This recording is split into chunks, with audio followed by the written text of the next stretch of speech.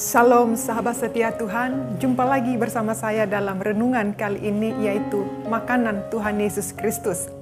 Saudaraku yang terkasih, mendengar kalimat ini mungkin sangat jarang mendengarnya. Bahkan langsung muncul pertanyaan dalam hati kita, apa sih makanan Tuhan Yesus itu? Saudara mungkin pernah mendengar sebuah pernyataan yang mengatakan manusia makan untuk hidup, bukan hidup untuk makan. Substansi pernyataan ini adalah untuk membedakan manusia dengan ciptaan Allah yang lain.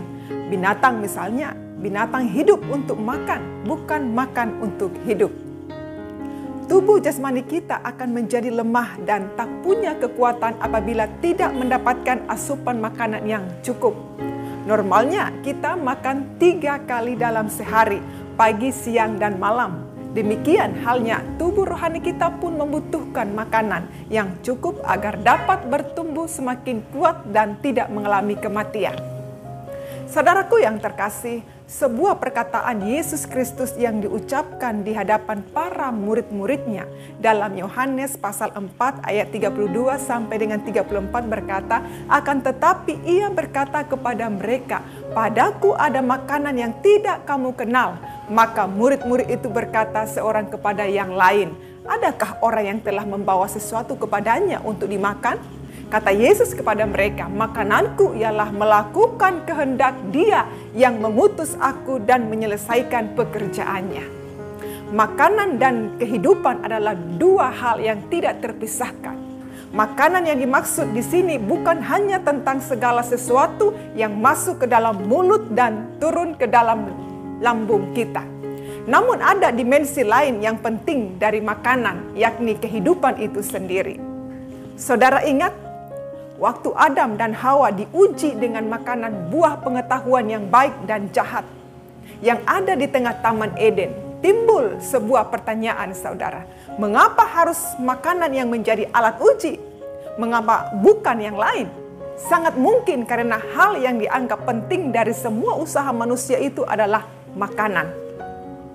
Buah di tengah taman itu bukan sekedar makanan, namun alat uji, yaitu ketaatan pada perintah Allah. Itu yang penting, yang telah diabaikan oleh manusia. Saat iblis mencobai Yesus dengan makanan, yakni menyuruhnya mengubah batu menjadi roti. Namun Tuhan Yesus dengan tegas menyatakan, manusia hidup bukan dari roti saja, tapi dari setiap firman yang keluar dari mulut Allah. Dalam Matius pasal 4 ayat yang keempat. Inilah dimensi yang tidak terlalu diperhatikan oleh Adam dan manusia di sepanjang zaman. Dimensi spiritual dari makanan, yakni firman untuk kehidupan kekekalan. Amin. Tidak salah kita memperhatikan makanan untuk jasmani kita, namun jangan kita abaikan terhadap kebutuhan spiritual kita. Di pinggir sumur Yakub kepada para murid yang baru kembali dari membeli makan siang, Tuhan Yesus mengatakan, padaku ada makanan yang tidak kamu kenal.